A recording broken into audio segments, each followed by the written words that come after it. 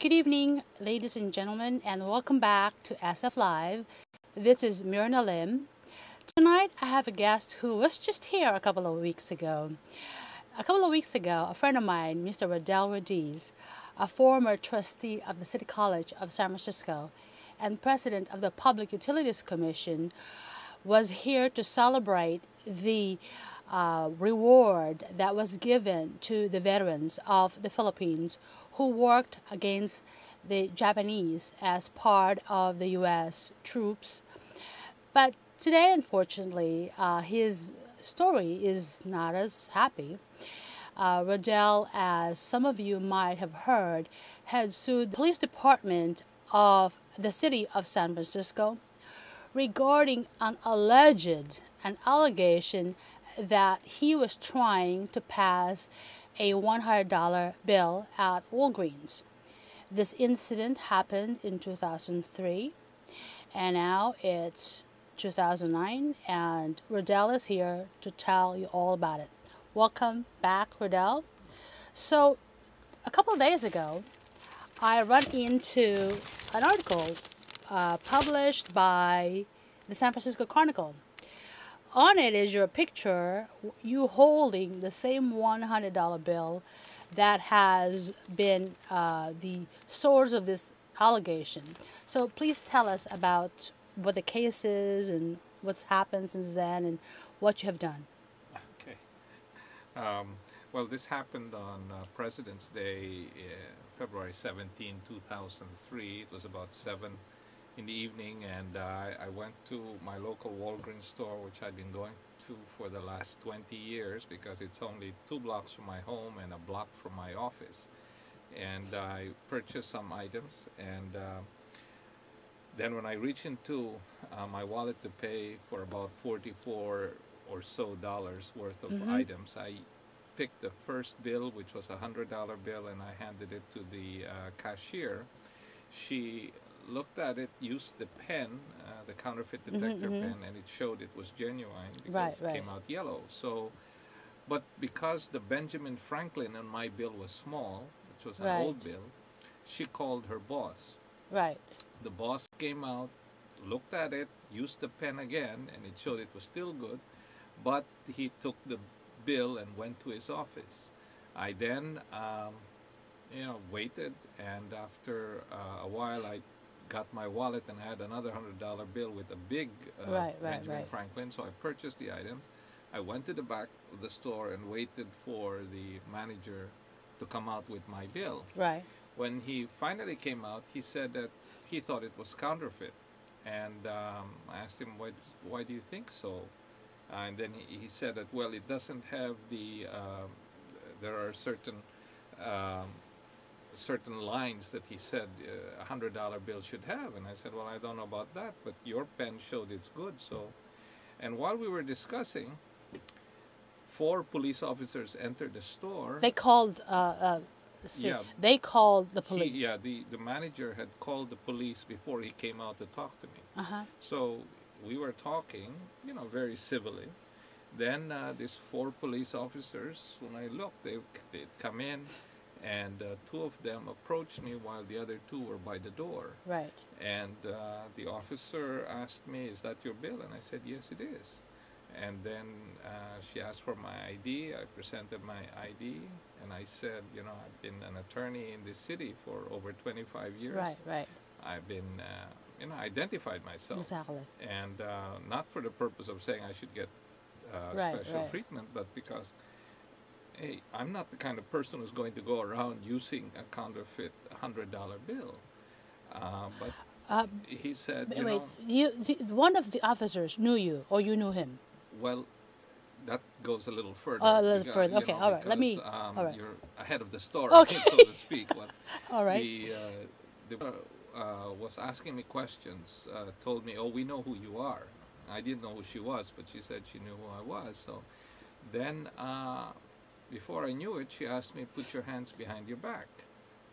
And that surprised me. So, she then put handcuffs on me, and there were a lot of people there, and she paraded me down to the as we left. Wait a second. Did they look at the dollar bill? yeah, she said, "Oh, it's counterfeit." I said, "How can you tell? You know, Yeah, well, it's how old." could I she have said, told? "Just because it's old doesn't mean it's counterfeit." So we were having that discussion, and she said, "Well, just put your hands behind your back." So that ended the discussion when she. Right, right, right. So I didn't resist. Put my hands. They handcuffed me, paraded me down, brought me over to a police car, and then I was placed in the back. The officer arrested me, was in front, and the other officer was on the driver's side. And as I had my seat and I was leaning forward, I saw another officer come and whisper to the officer who arrested me, and he said, you know, make sure my name is not on the report, you know. And then the officer in front of me said, right, Sarge. So, Sarge, and it was dark, I couldn't see his face. So Right. I was wondering, who is this guy who doesn't want his name on the police report, Right. and why? Anyway, so they took me to the Taraval precinct, Right, right. and I was handcuffed to a bar, and I asked to call my wife, and Right. they said, you can't call your wife. When we take you down to when we book you downtown, you can call your wife. I said, you know, so wow, you know. Then after about an hour, with my hands, you know, handcuffed to a bar in the holding cell, the officer came out, uncuffed me, and I thought, okay, great, they're going to take me downtown and book me there, Right, then right, I can right. call my wife. And then that's when they told me that they spoke to Secret Service, and the Secret Service officer told them it was genuine. And just to be sure, the Secret Service told them, put it in a microscope. If you see certain Right, blue right, and red right, right. fibers, it's genuine, which they did. Right. They verified. So they apologized, took me back to the Walgreens Right. store, and then I went home that evening. I was Right. very upset. Oh, I would be seriously peeved. So about a week later, when I got the police report, because that's the first thing I asked Right. for, I saw the name of the sergeant, because the one who wrote the police report was not the officer in front of me, but the driver, who apparently did not hear the sarge. And when I saw his name, I realized what happened. Sergeant Jeff Barry, the one who directed the officers to arrest me.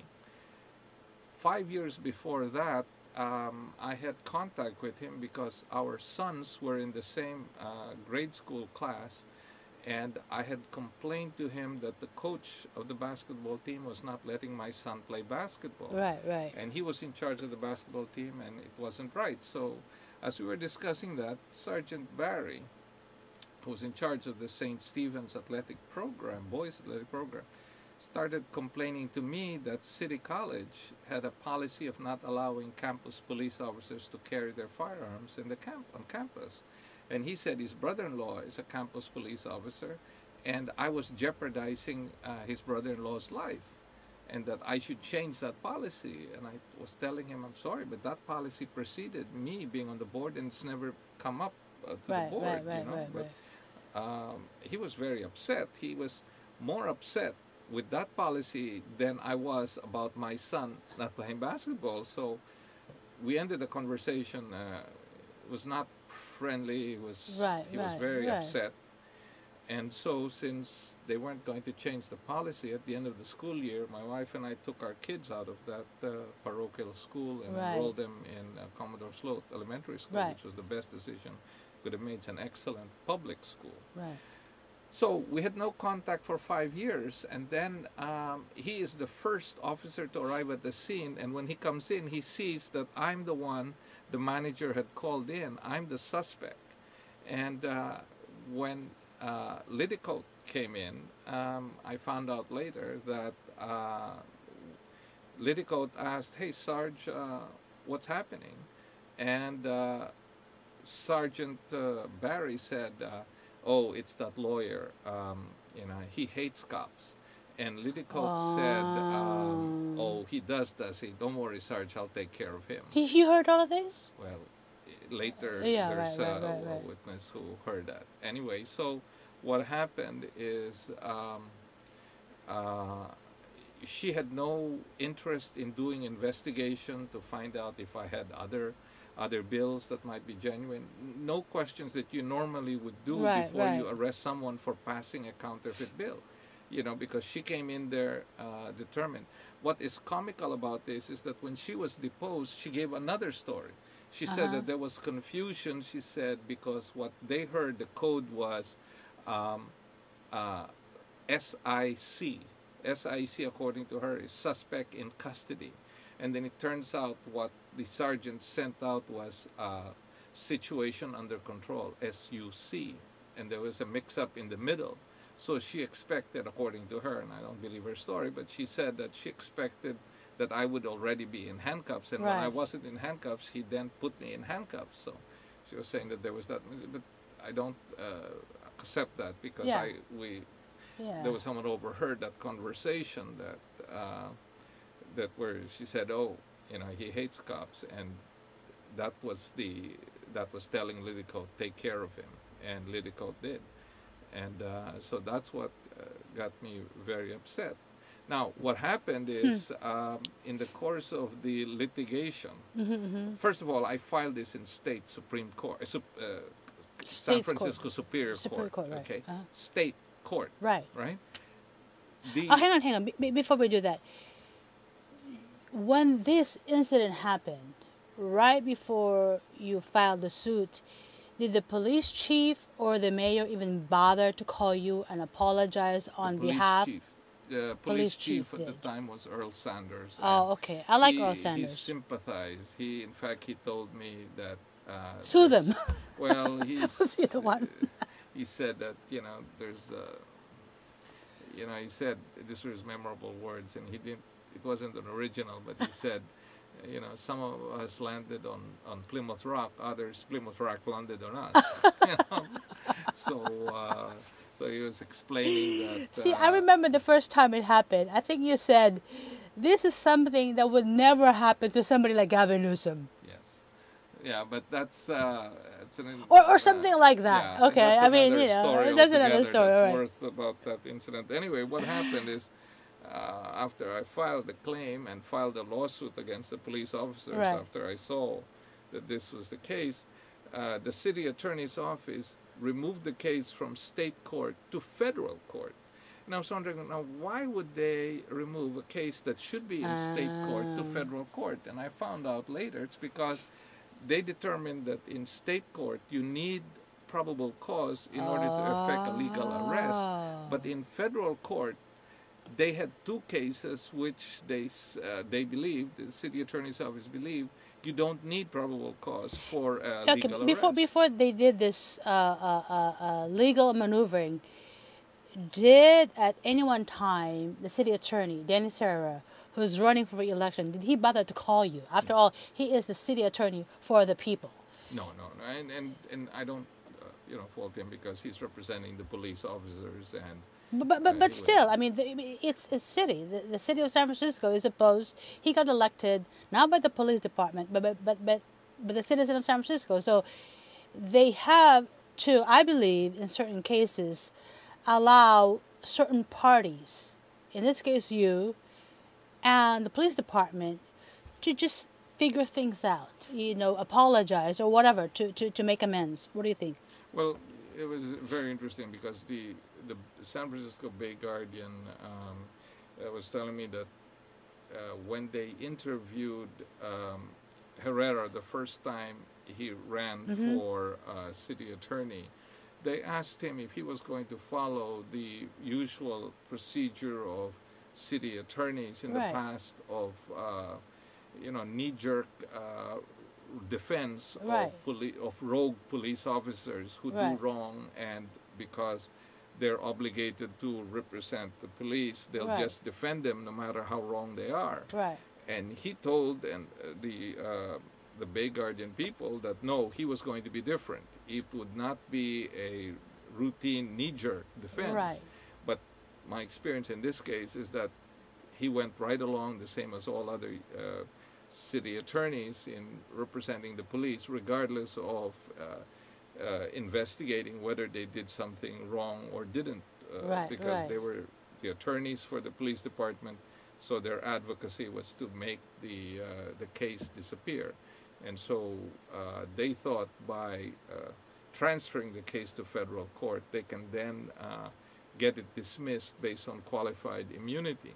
Wow. So what happened is, just before the case was to go to trial in federal court before a jury, the city attorney filed a motion to dismiss based on their qualified immunity claim. Right.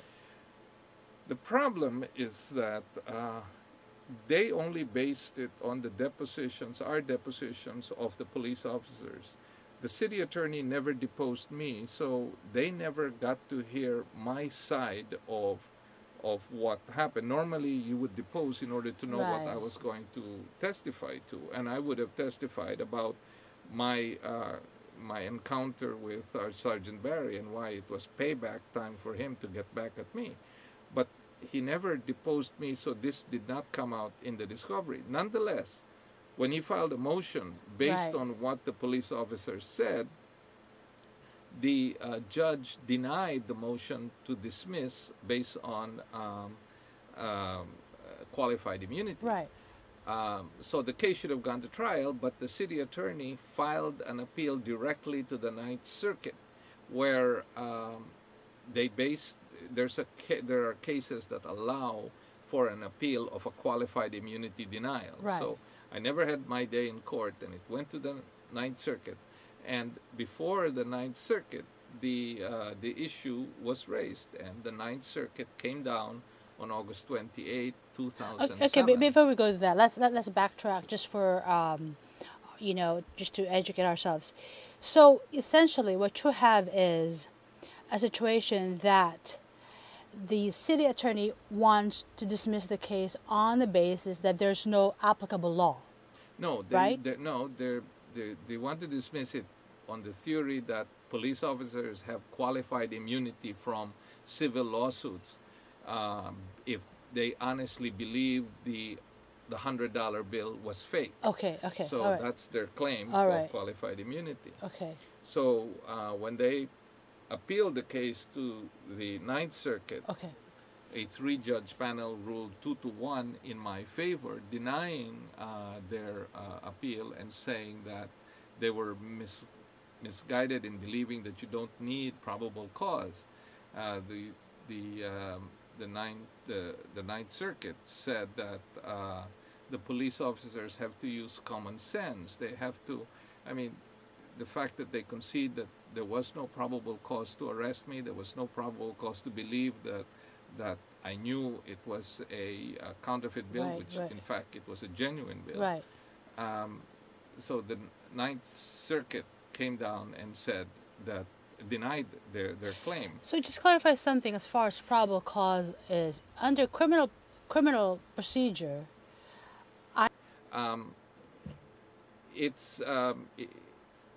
basically they said it's nonsense because the possession of a counterfeit bill is not a crime.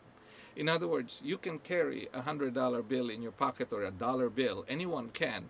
Right. And if the police stopped you and they saw you had a $100 bill and it was counterfeit, they can't arrest you because possession is not a crime. The crime is if you know it's counterfeit and you use it. So that was what I was arrested.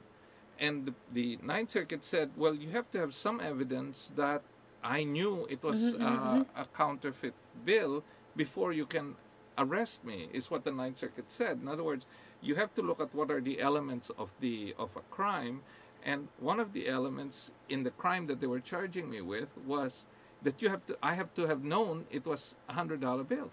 Well, they made no inquiry. You know, normally you would, if they have other counterfeit bills, that's evidence that you must have known what you were using was counterfeit.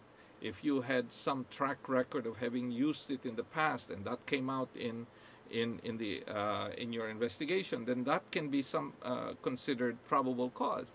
But they made no effort to even question me, check my bill, because they weren't interested in determining whether it was true or not. Right. Not. So that's what the Ninth Circuit said. You know, for any offense, a police would need some probable cause that the suspect they're arresting committed the offense. And in my case, they admitted flat out there was no probable cause. They didn't, all they were basing it on was the belief that the bill was counterfeit. And the Ninth Circuit said, but possessing, even if it was true, which it wasn't, Right. it's not a crime. So you have to go more than just simply a possession of it. And so that's why they came down and denied the claim.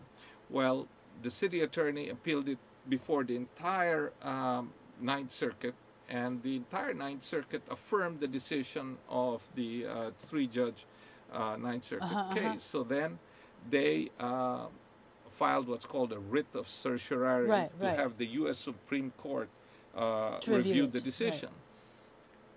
While the case was up in the U.S. Supreme Court, the U.S. Supreme Court dealt with two similar cases, similar in the sense that the officers were being sued in a civilian, in civil court for arresting in a false arrest case, and where the police officers had raised the issue of qualified immunity. But in those two cases, the evidence was strong that there was probable cause. In one case, there was a guy who was using the ID of his brother who was the suspect.